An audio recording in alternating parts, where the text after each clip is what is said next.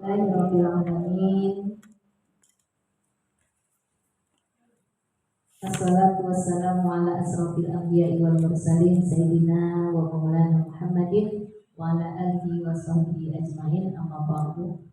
Allahumma rabbi shrah li sadri wa yassir li amri wahlul 'uqdatam min lisani yafqahu qawli waj'al li waziran min ahli la haula wa la quwwata illa billahil aliyyil azim. Alhamdulillah, ibu-ibu yang dirahmati oleh Allah Subhanahu wa taala yang saya sayangi, para asatidzah, para pengurus, para jamaah Majelis Ta'lim An-Nubala. Alhamdulillah, siang hari ini Allah masih memberikan kasih sayangnya dengan Allah menginginkan kita paham akan agama. Allah menginginkan kita dekat dengan Allah, karena kita belajar hari ini ilmu tentang tauhid makrifat, bagaimana supaya kita mengenal Allah, dekat dengan Allah.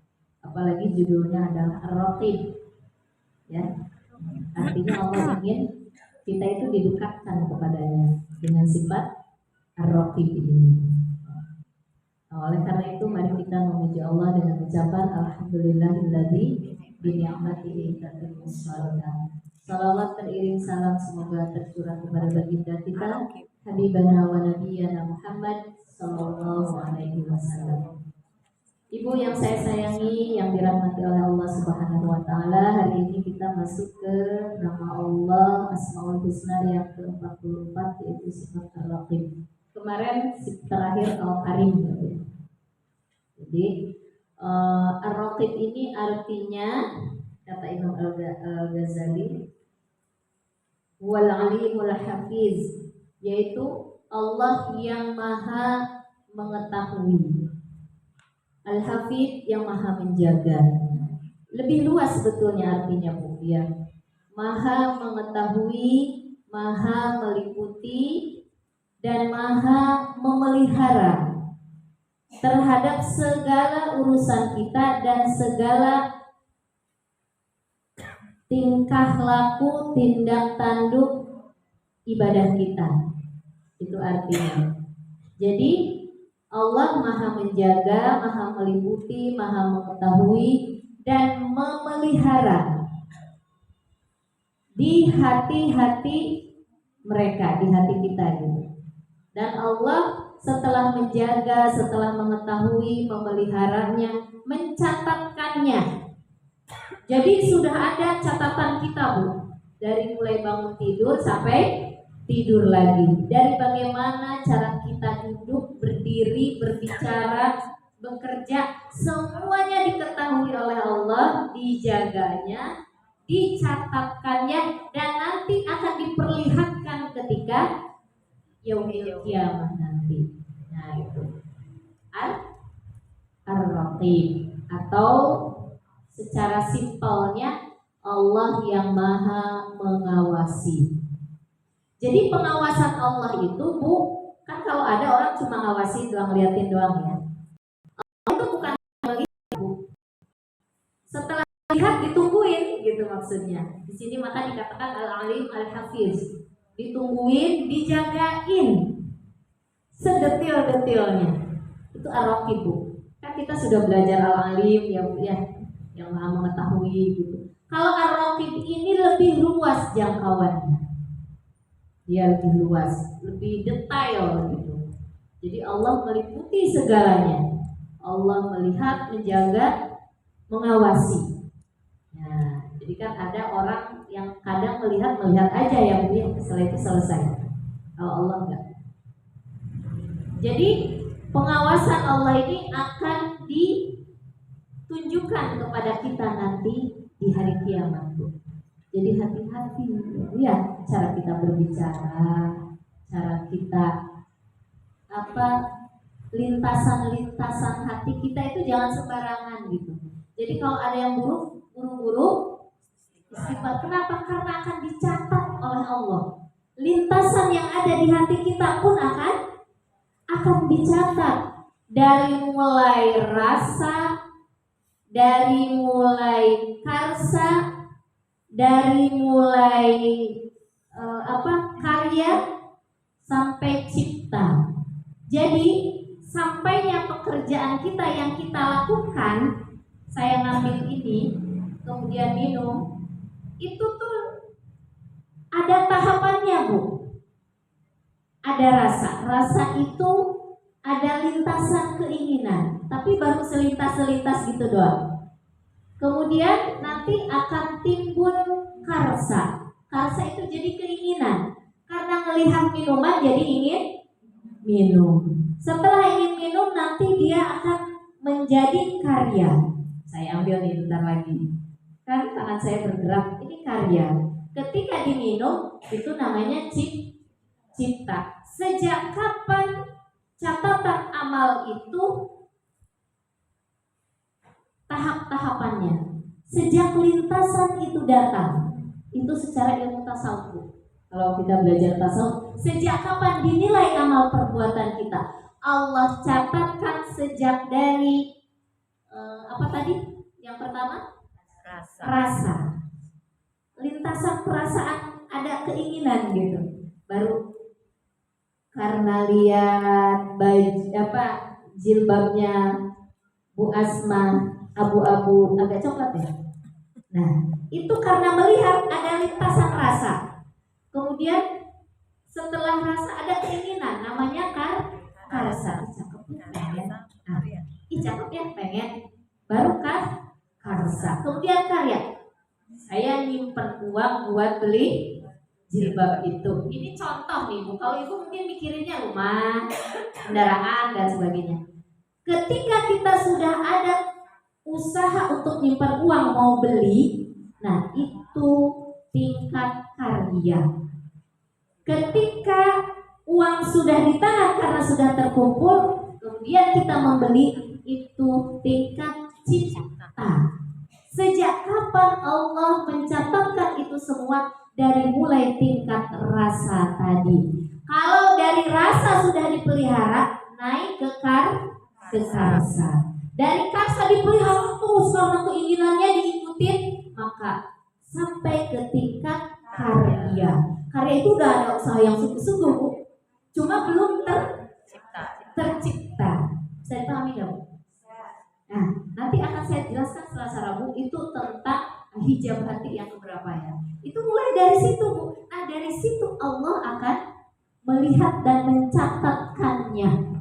Kalau kita terusin, kemudian tercipta. Nah, tapi ketika ada lintasan, itu kan berkaitan dengan hawa nafsu ya, Bu ya. Ada lintasan lihat itu bagus tuh. Nah, itu lintasan datang. Tapi kalau kita langsung saya kan sudah banyak punten ya, Bu. Saya kan sudah banyak. Kenapa saya mau lagi? Udah, itu hawa nafsu, keinginan banyak itu.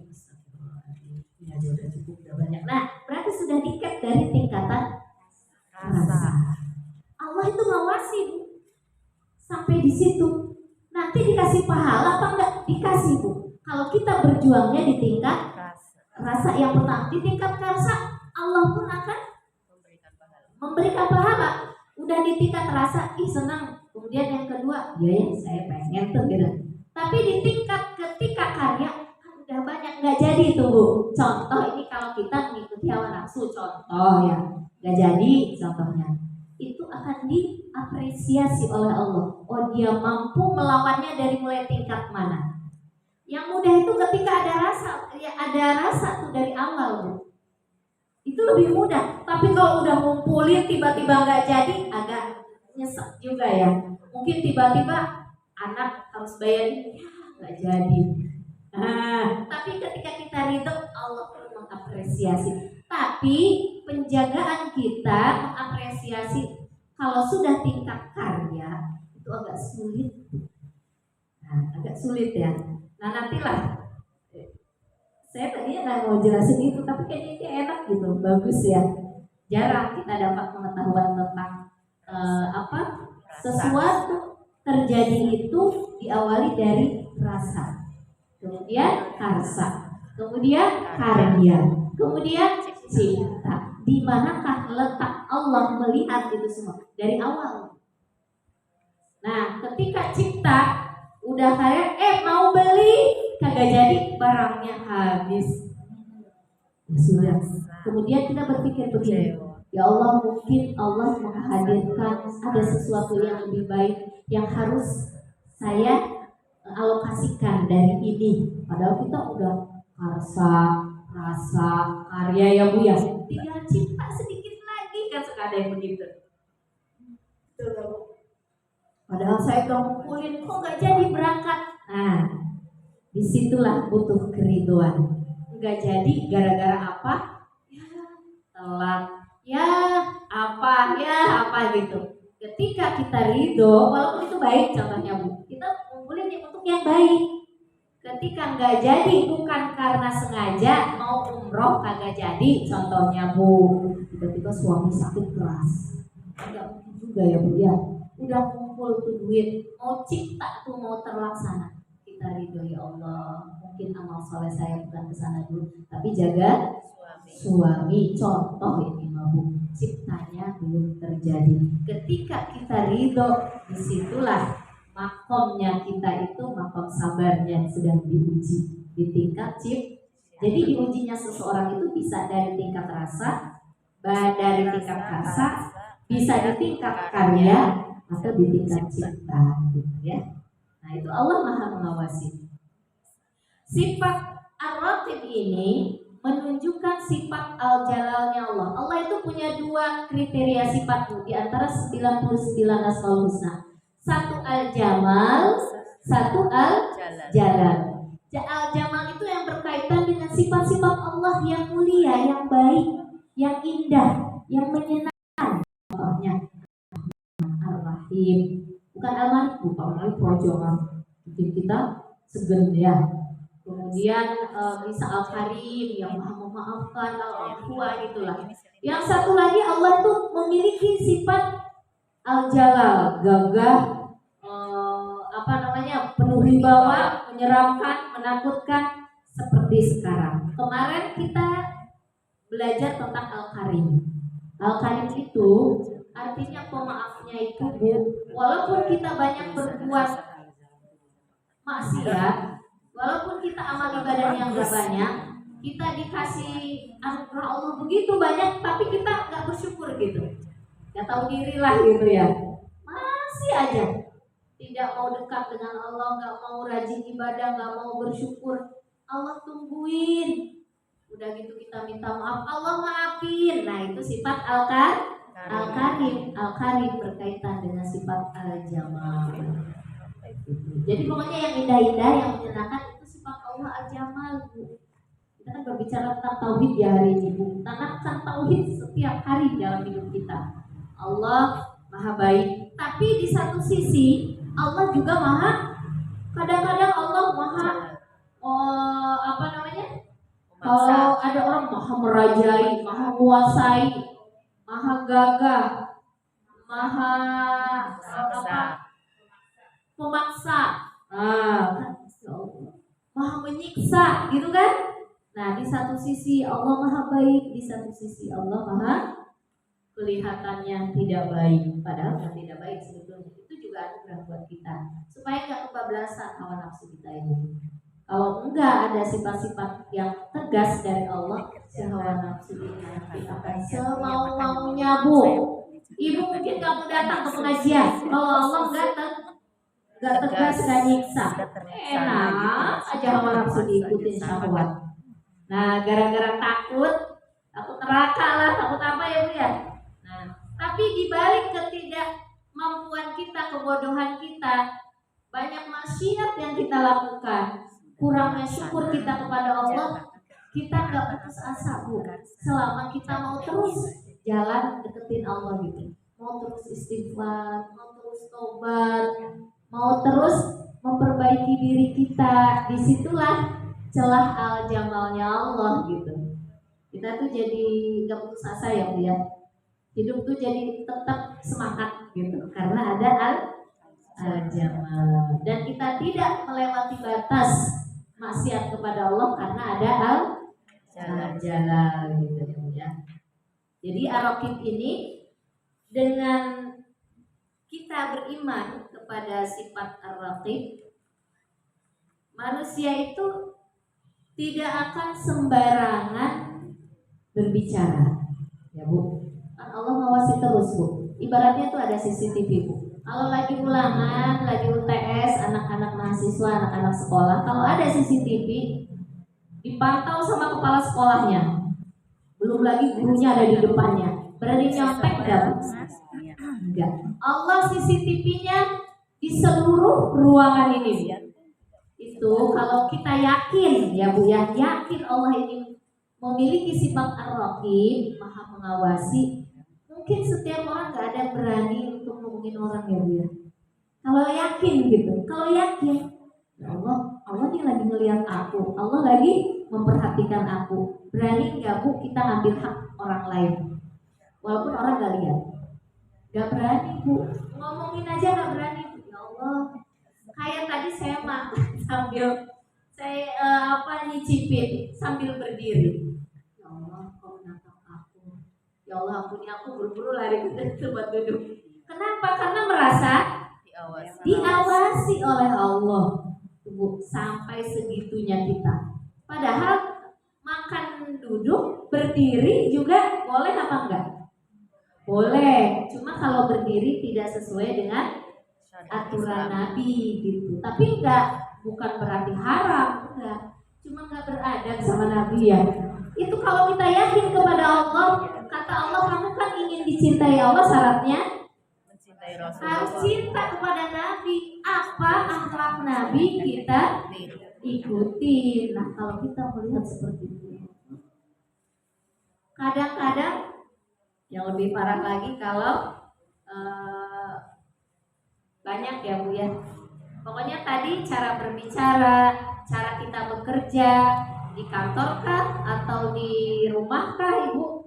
Mungkin Ibu ada yang kerja di luar di mana gitu ya, atau berjualan, itu pasti kita nggak bakalan Bu mau melakukan sesuatu yang dilarang oleh Allah. Kalau kita merasa Allah itu ar-raqib, karena Allah itu maha mengawasi, melihat terus, ditangkap sama Allah. Di dalam Quran surat An-Nisa ayat 1, innallaha ala kulli syai' innallaha kana 'alaikum raqiba. Sesungguhnya Allah terhadap kalian itu maha mengawasi. Ibu, kalau namanya maha itu bukan sekali dilihat, ditinggal, sekali emang kayak kita ya. Kita mah nggak bisa ngikutin anak kita juga. Jangankan anak, suami aja kita sayangi, diikuti 24 jam bisa nggak? Nggak bisa. Tapi Allah nggak bisa Bu. Namanya maha, makanya Allah awasi kita 24 jam. Nah itu, maka disebut ar-raqib. Orang yang beriman terhadap nama Allah ar-raqib, ayyuraqibahu ta'ala, berarti orang ini muraqabah. Ar-raqib itu sifat mengawasi Allah Bu. Orang yang merasa selalu diawasi namanya muraqabah. Ada istilah dalam ilmu tasawuf itu sebelum mahabbah itu muraqabah Bu. Sebelum musyahadah menyaksikan Allah, dia harus muraqabah dulu. Harus merasa dirinya yakin bahwa dirinya diawasi oleh Allah. Harus ada keyakinan di dalam hati kita gitu. Kalau ingin muraqabah pada Allah, takarrub, kita sudah bilang begitu.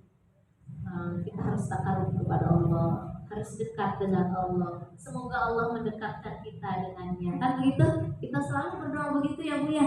Artinya apa? Semoga Allah membimbing kita untuk selalu merasakan yakin bahwa Allah itu selalu melihat perbuatan-perbuatan kita. Karena walaupun sudah belajar Asmaul Husna Bu, pulang dari sini, belum tentu kita punya keyakinan, punya ilmu, yakin dengan hanya tahu beda Bu. Kalau yakin itu benar-benar pulang itu dari mulai keluar pintu kita yakin Allah sedang mengawasi saya. Belum lagi di rumah Allah sedang mengawasi saya. Nah berarti orang ini sudah muraqabah kalau seperti itu. Selalu yakin tahu bahwa Allah selalu mengawasi dia. Nah Nah ini namanya muraqabah. Maka orang yang sudah muraqabah pasti perbuatannya akan terpuji, tidak akan tercela. Nah, jadi kalau kita di rumah masih banyak sesuatu yang masih marah-marah, dia berarti tidak yakin bahwa Allah sedang menatap dia. Kadang-kadang kita suka lupa ya Bu ya. Nah kalau habis marah-marah lupa bahwa Allah mengawasi kita, buru-buru istighfar kepada Allah, ya Allah kau menatap aku, ya Allah kau mengawasi aku tadi, ya Allah terpleset, ya Allah ampuni gitu. Kemudian orang yang sudah muraqabah itu imannya sempurna. Kalau ingin melihat diri kita sempurna enggak iman kita, lihat diri kita sudah merasa diawasi enggak oleh Allah, sudah seakan-akan selalu diawasi enggak sama Allah gitu. Itu tandanya kita bisa mengukur diri kita.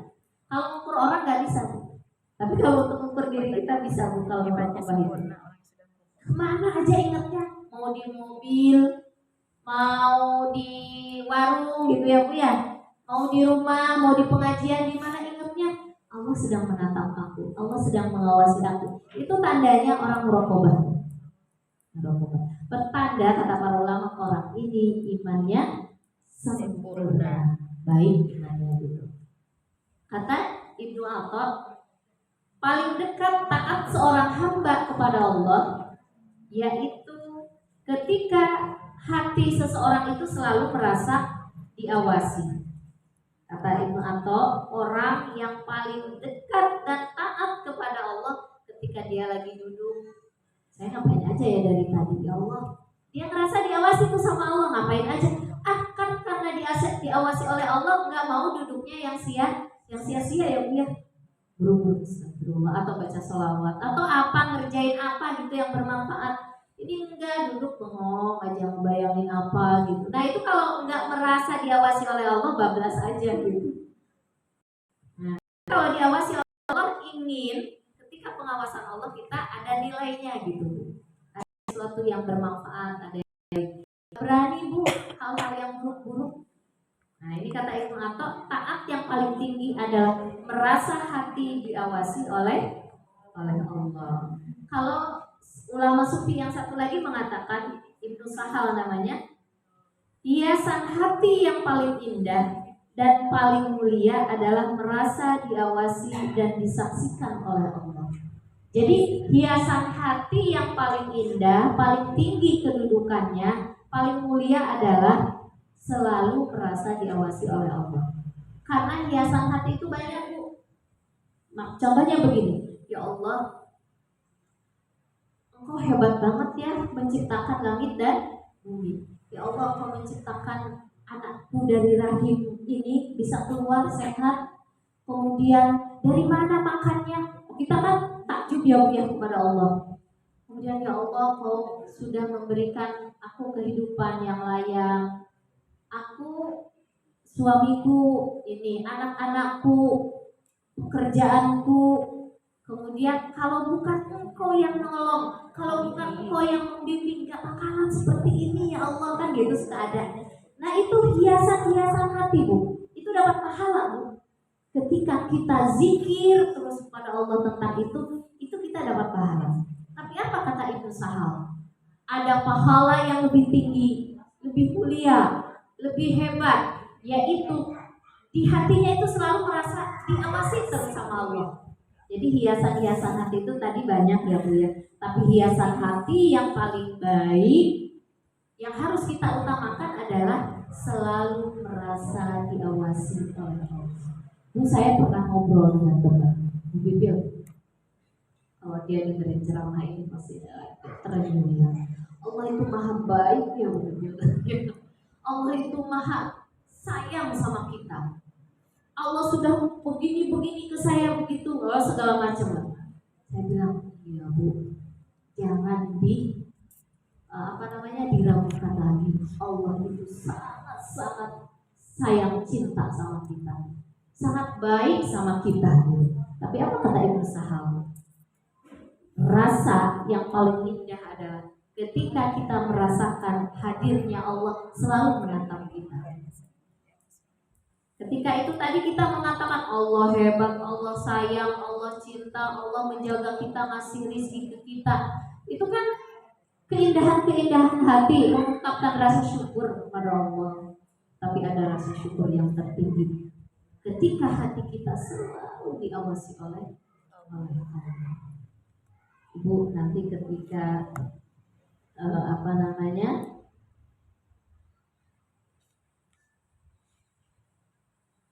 contoh ketika kita beribadah kepada Allah, kalau kita merasa diawasi oleh Allah, ibadah kita melihatnya pasti lebih berkualitas. Baru Allahu Akbar, Bu. Allahu Akbar. Maka Nabi mengatakan apa? Ihsan itu artinya anta budallah ka'annaka tarahu. Beribadah kalian kepada Allah seakan-akan, usahakan kamu seakan-akan melihat Allah. Jadi di sini menunjukkan karena Allah memiliki sifat raqib, kita itu kalau beribadah, kalau ingin berkualitas, yakinkan, usahakan, perjuangkan gitu, Bu. Jangan seakan-akan gitu terjemahnya. Bukan itu, ada yang lebih dalam lagi gitu. Perjuangkan, Bu, seakan-akan Allah melihat saya. Sebelum saya sampaikan ini, saya praktekkan, Bu, ketika saya mau sholat, mau ini, mau itu. Ya Allah, Engkau melihat aku, harus mampu untuk seakan-akan diri kita melihat Allah gitu. Itu namanya musyahadah. Menyaksikan bahwa Allah sedang menatap kita. Allah sedang melihat perbuatan-perbuatan kita. Dan perbuatan-perbuatan kita itu harus sesuai dengan perbuatan-perbuatan Allah, Bu. Kita kan belajar Asmaul Husna ini. Untuk apa? Untuk mencontoh perbuatan-perbuatan Allah. Jadi kata Nabi, kalau kamu beribadah, mau duduk, mau berdiri, mau sholat, mau wudhu, coba usahakan bahwa Allah sedang menatap kita. Kita usahakan bahwa saya sedang ditatap oleh Allah. Itu musyahadah tingkat tinggi. Kita yang sudah merasakan, ada rasa dalam diri hati kita yang terdalam bahwa Allah sedang menyaksikan kita. Tapi kalau itu nggak sanggup, apa kata Nabi? Fa illam takun tarahu fa innahu yaraka. Kalau kamu nggak bisa melihat nih, kok nggak bisa ya musyahadah? Musyahadah emang tingkat tinggi. Di sini kata para ulama sufi, musyahadah itu tingkat tinggi. Diri kita yang punya rasa, selalu merasa Allah ngawasi kita. Tapi kalau merasa gimana? Udah kata Nabi yang kedua. Nabi itu Masya Allah ya, tahu keimanan umatnya itu. Kalau kamu nggak bisa musyahadah, muraqabah, seakan-akan Allah itu melihat kamu. Kalau tadi sudah ada rasa, beda, Bu ya. Coba nanti Ibu praktekkan ketika sholat. Ada rasa ketika ke Allah, itu namanya musyahadah. Tapi kalau nggak ada rasa, pun udah diusahakan juga. Gimana tuh nggak ada rasa? Pokoknya Ibu tahu sendiri nanti ya. Ya udah kata Nabi, yakinkan aja Allah tuh sedang natap kita gitu. Udah yakinkan aja Allah lagi ngelihat kita. Di sini belum sanggup untuk menghadirkan rasa. Nah kalau belum sanggup, muraqabah. Muraqabah itu tingkat di bawah musyahadah. Nah orang musyahadah itu, orang syahid ini orang yang tinggi kemuliaannya juga tingkatannya. Nah, biasanya orang-orang tarekah itu bisa, insya Allah. Yang ingin memperjuangkan untuk dekat kepada Allah bisa, tapi harus melalui maqam muraqabah dulu. Jadi udah deh Ibu, kalau nggak bisa ada rasa nih, rasa saya mah aduk-adukan nggak jelas gitu ya. Udah yakinkan aja Allah melihat kita. Belum ada rasa, tapi kalau udah ada rasa itu luar biasa. Insya Allah, indahnya Ibu ya. Nah kita lanjut.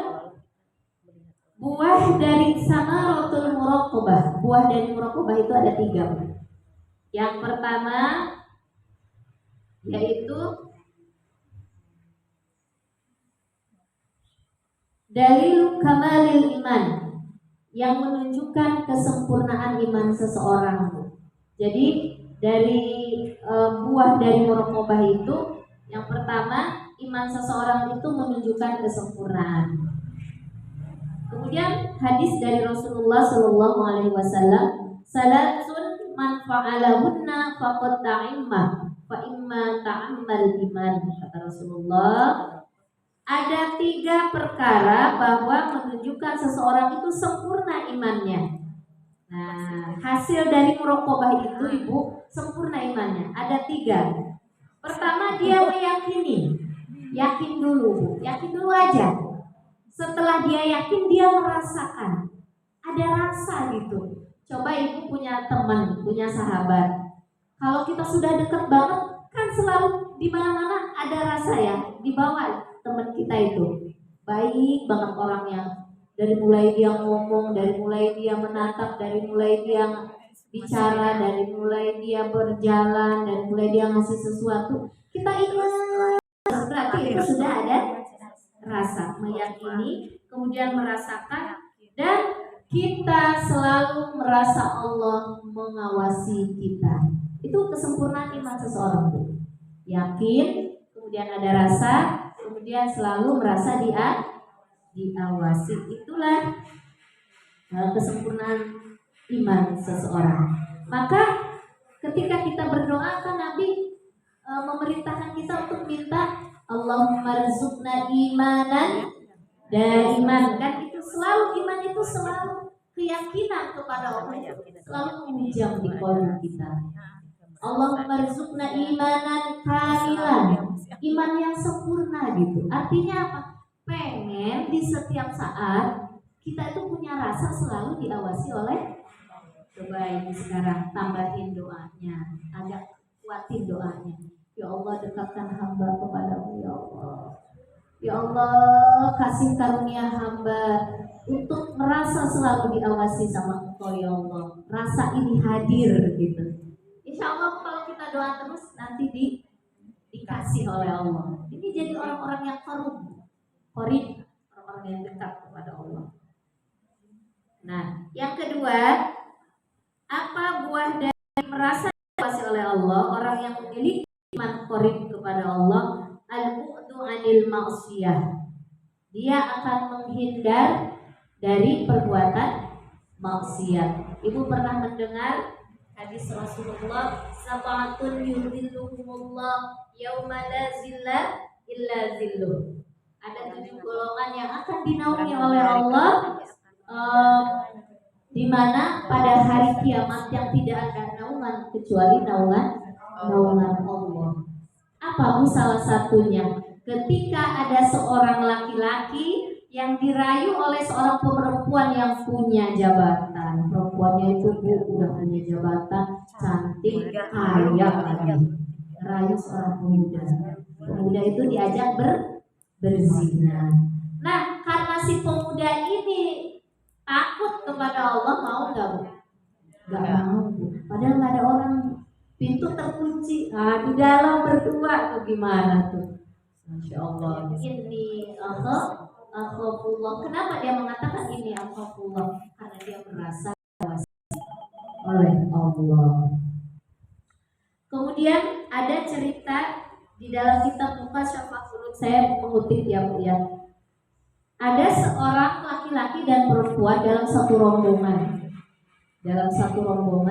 Kemudian si laki-laki ketika tiba di satu kemah malam-malam, kata si laki-laki itu, neng gitu ya, yuk kita gituan gitu ya. Terus kata si perempuan, entahlah bang, ini kan masih rame gitu kan. Nah setelah itu pas udah tidur semua, si laki-laki ini nyelinap gitu ya ke tempat si perempuan tadi. Ayo ini udah sepi katanya. Bang, emang ini sepi, tapi kan Allah sedang mengawasi kita. Akhirnya mereka tidak jadi berzina. Kenapa? Karena si perempuan memiliki kekuatan iman yang kokoh, dia merasa selalu diawasi.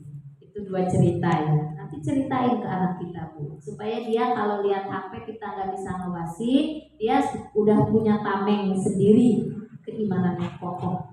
Jadi mana yang boleh dilihat, mana yang tidak. Ada yang bisa ngawasi 24 jam anak. Saya juga nggak bisa. Cuma saya mengatakan begitu aja. Yang haram nggak boleh dilihat. Yang ini nanti Allah marah, Allah murka, Allah nggak suka. Pokoknya gitu aja. Kalau kalian nurut sama Allah begini, ditanamkan tauhid. Dilarang nggak bisa bu anak-anak sekarang. Tapi tanamkan tauhid. Insya Allah dia akan jadi penjaga buat dirinya gitu. Tauhid itu. Pada suatu kali perjalanan Umar bin Khattab, mungkin ada yang pernah dengar ceritanya. Di suatu perjalanan di padang pasir di lembah, Umar bin Khattab ini sedang istirahat, mau istirahat. Kemudian dia lihat ada seorang pengembala kambing.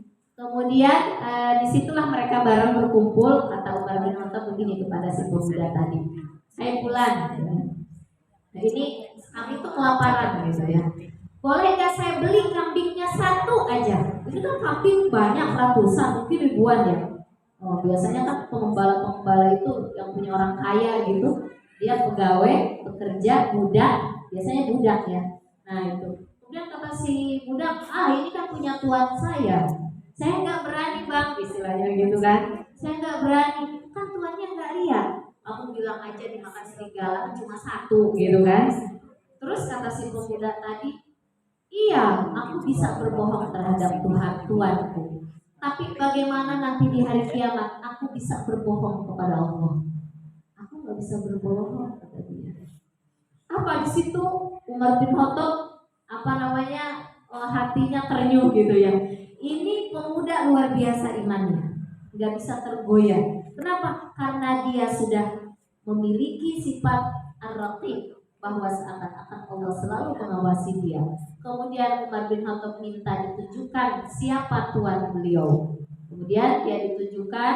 Kemudian Umar berkata, saya akan membebaskan si pemuda ini ke si tuannya. Saya beli dia, dibebaskan. Abdullah bin Mas'ud ya, Masya Allah ya. Semoga Allah memberikan kemampuan kita ya untuk jadi hamba-hamba yang selalu didekatkan oleh Allah kepada Allah. Kalau sudah didekatkan Bu, insya Allah kita memiliki sifat ar-raqib ini, selalu diawasi. Orang selalu diawasi kan merasa dekat ya Bu ya kepada Allah. Itulah doa, setiap doa kita itu minta didekatkan oleh Allah. Karena inilah keimanan yang tertinggi buat kita ini. Nah itu sepenggal cerita ya Bu ya untuk menguatkan diri kita. Yang ketiga, apa hasil dari samaratul muraqabah, buah dari merasa diawasi atau muraqabah kepada Allah? Tahsinul ibadah. Ibadah kita menjadi lebih baik. Sholat kita gak asal-asalan gitu. Jadi kalau mau wudu baca doa dulu, baca niat dulu yang sempurna. Ya Allah, saya mau berwudu, membersihkan secara lahirnya. Ya Allah, bersihkan juga batinnya hamba ini ya Allah. Ingat-ingat Bu, dosa apa? Apa masih ada nyimpen dengki, dendam, benci, pokoknya ribut dengan saudara dan sebagainya, minta diangkat oleh Allah ketika mau wudu. Kan doa habis wudu itu, Allahumma ij'alni minat tawwabina waj'alni minal mutatahhirin. Yang dibersihkan apa di sini? Pertama, lahir kita. Tadi kan udah wudu dan diusap dengan air ya. Yang kedua, kita dibersihkan batiniah kita kepada Allah. Nah, itu hadirkan Allahmu ketika wudu. Itu muraqabah itu Bu. Setelah wudu kita doa, hadirkan Allah. Rasa dengan rasa dan keyakinan kita. Jangan Allah menjalinkan pikiran kepada aku, menjalinkan kita hidup pikiran punya utang, menjalinkan ibadah soleh. Itu berarti tidak menghadirkan Allah, tidak muraqabah itu. Jadi ya, kalau sambil diusap boleh. Kalau saya sambil berdoa ya, berdoa habis diusap. Berdirinya itu benar-benar khusyuk gitu. Ini kadang ada orang sambil gini, Allah ngajarin itu yang gitu, sambil ngobrol malah. Benar ada yang begitu. Wudu aja ada yang sambil ngobrol. Ini lagi doa, harusnya muraqabah kepada Allah. Ini lagi doa, habis sholat. Anaknya nanya, mama, iya. Rabbana hab lana min azwajina, itu di belakang. Ya Allah, muraqabahnya kepada Allah. Ini rame kayaknya pengalaman. Enggak saya cuma musuhnya belum banyak sama dengan saya. Musuhnya masih sedikit. Saya nyampe ini bukan berarti saya sudah bisa buka, saya lagi berusaha. Ya. Yang keempat, kalau orang sudah mendapatkan buah dari muraqabah, turisul ikhlas, akan mewariskan sifat ikhlas kepada dirinya. Jadi kalau ibu sholat di masjid, saya atau siapapun kita, kalau sholat di masjid pakai sholat sunnah rawatib. Kalau di rumah boro-boro ya 14 ini menunjukkan belum merokok barang itu. Kalau di depan orang banyak mau bantuin. Kalau nggak ada orang, ada seorang minta tolong, minta bantuan seorang, boro-boro. Kalau di depan orang banyak kerjaannya bagus, banget teliti, baik, hasilnya bagus. Kalau sendiri boro-boro. Kalau di luar kelihatan solehnya, di dalam nggak kelihatan dia mau berbuat maksiat, mau berbuat curang. Ini berarti orang belum memiliki sifat muraqabah. Nah, orang yang punya buah muraqabah dia akan ikhlas dimanapun, mau dilihat orang, mau nggak dilihat orang, dia akan ikhlas. Mau dilihat orang, ibadahnya sama dengan nggak dilihat orang. Kalau didengerin orang baca yasinnya, fasihnya luar biasa. Kalau lagi sendiri itu makanya udah gitu dilihat belum selesai ya.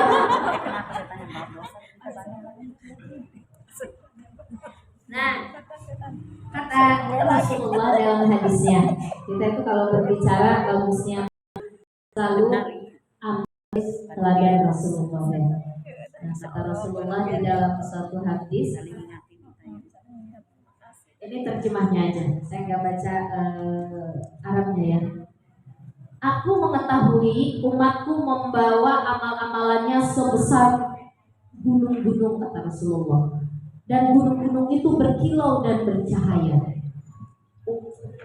Umatnya itu bawa amal banyak sekali, kata Rasulullah.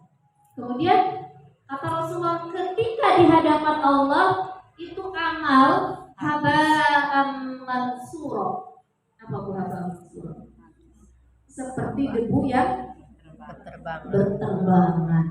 Tadi yang kayak sebesar-besar gunung, kata Rasulullah, umatku membawa amal-amalnya, saking banyaknya ibadahnya, tahajudnya rajin, baca Qurannya rajin, infaknya rajin, nolong orangnya rajin. Ketika dihadapkan kepada Allah amal-amal yang tinggi itu, kata Allah, gak berguna, sia-sia, seperti debu-debu berterbangan, kata Rasulullah.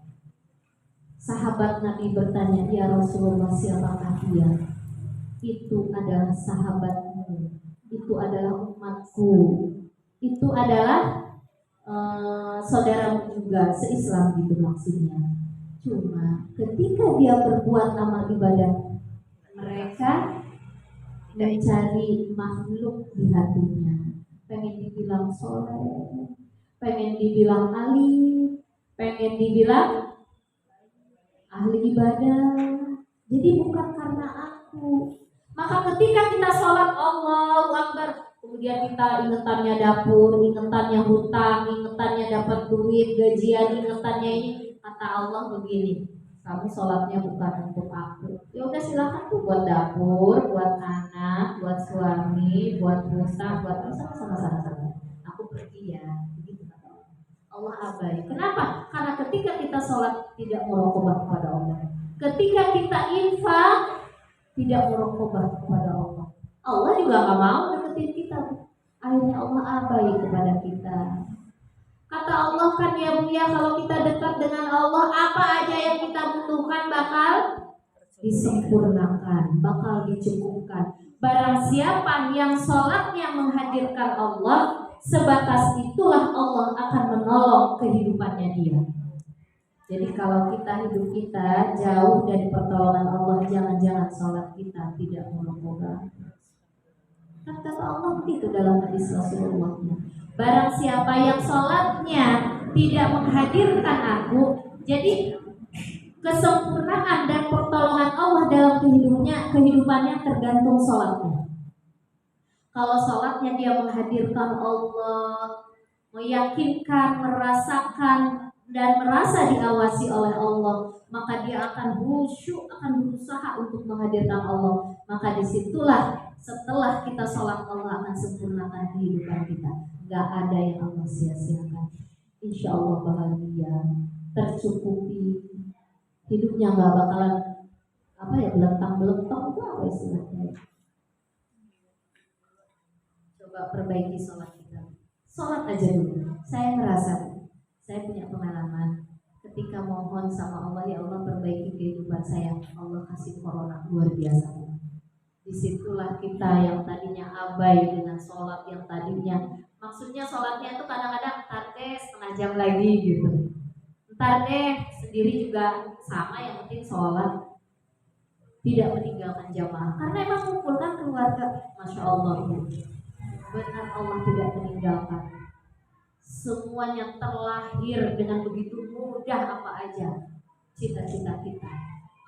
Kenapa? Diawali dengan memperbaiki sholat. Itu juga diajarkan Nabi saya. Perbaiki sholatnya. Karena sholat adalah puncak tiang seorang mukmin.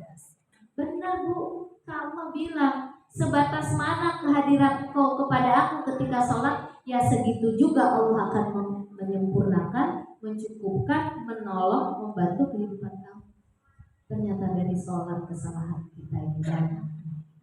Betul kan Bu ya? Waktu waspada tadi laksanakan sholat untuk mengingat aku. Ketika di dalam sholat kita nggak merokobah kepada Allah, nggak ingat kepada Allah, berantakan tuh hidup kita.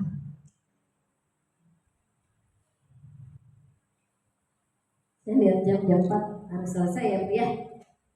Nah, kemudian di dalam Al-Quran Allah mengatakan, wa'lamu annallaha ya'lamu ma fi anfusikum fahzaru. Dalam Quran surat Al-Baqarah ayat 235. Ingatlah Allah, ketahuilah Allah itu mengetahui apa yang ada di dalam jiwamu. Jiwa itu punya mata, punya rasa, namanya hati. Jadi yang dipandang oleh Allah jiwa kita, pun hati kita. Mungkin sholatnya kayak gitu, tapi yang dipandang Allah apanya? Pertama, kalbunya. Mungkin sholatnya mau begini, kita melihat kayaknya musuh banget tuh orang gitu. Kata Allah, aku lihat hati kamu. Allah melihat hati kita. Kemudian di dalam Quran surat Al-Hadid ayat 4, wa huwa ma'akum aynama kuntum wallahu bima ta'maluna basir. Allah itu beserta kalian di mana aja kalian berada. Di kamar lagi sendiri, Allah di situ menatap kita. Kita di kamar mandi, Allah menatap kita. Makanya sahabat yang paling, iman yang paling sempurna siapa Bu? Kalau digabung, dikumpulkan iman seluruh dunia ini, tetap keimanan beliau tidak ada yang bisa menyamai. Ada yang tahu?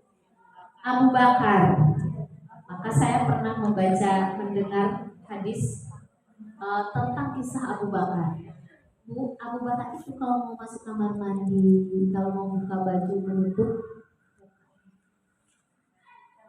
saking malu semua orang. Dia sudah menghadirkan kita terasa. Artinya apa? Sudah musyahadah. Takut dia, malu dia. Kita wajah seenaknya. Kita kalau mau sholat pakai baju, mau menghadap Allah pakai baju rembang-rembang, background. Iya. Siapkan Bu baju yang paling bagus, paling enak, paling nyaman. Kita hormati, yang akan kita hadapi itu adalah Allah. Nah, ibu yang tadinya yang penting bersih, jangan yang penting bersih. Khususkan baju itu baju sholat, karena orang yang muraqabah itu nanti akan menghasilkan sifat yang pertama takut kepada Allah, yang kedua malu kepada Allah, yang ketiga dia beradab kepada Allah.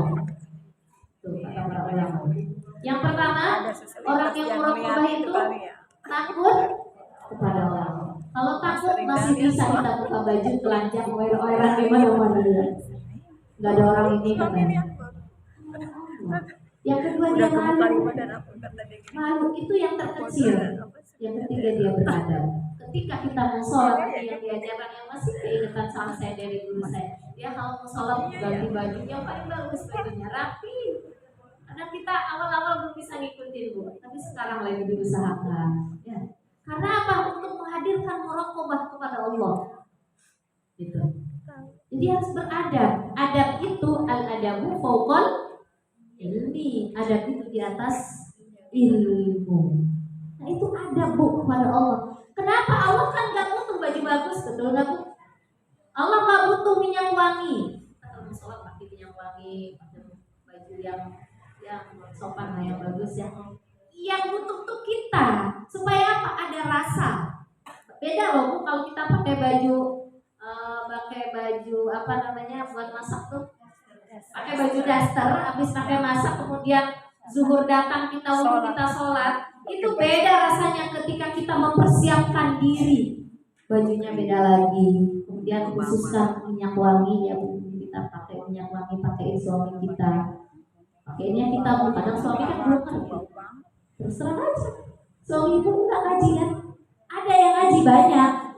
Ngaji tapi mungkin belum paham tentang ini. Pakaiin dia minyak wangi, pakaiin baju yang rapi. Saya emang belum tahu, saya udah ngerti. Jadi rapi, baju buat sholat itu udah disiapin 2 hari sekali, 2 hari ganti dasinya. Nah itu. Kemudian artinya itu rasa untuk kita. Jadi kalau kita menghadirkan rasa seperti itu beda Bu sholatnya.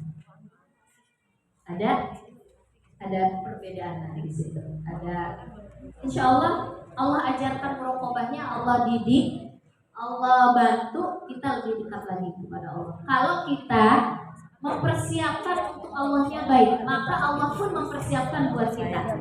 Jadi dari kita dulu, persiapkan dulu dari diri kita. Dari mulai wujudnya, dari mulai doanya, dari mulai sholatnya, dari mulai cara berpakaiannya. Mudah-mudahan sore ini bisa bermanfaat. Ini sangat menyenangkan jiwa saya Bu. Si jiwa saya itu senang dengan penyanyi saya. Karena sedang diajar, sedang dididik gitu ya. Mudah-mudahan Ibu pun begitu senang ya. Amin. Ya Allah ya Rabbal Alamin. Sebelum saya tutup, saya mohon maaf bila mana ada kata-kata yang kurang berkenan di hati Ibu, yang hak datangnya dari Allah, yang batil dari diri saya sendiri. Wabillahi taufiq wal hidayah. Wassalamualaikum warahmatullahi wabarakatuh.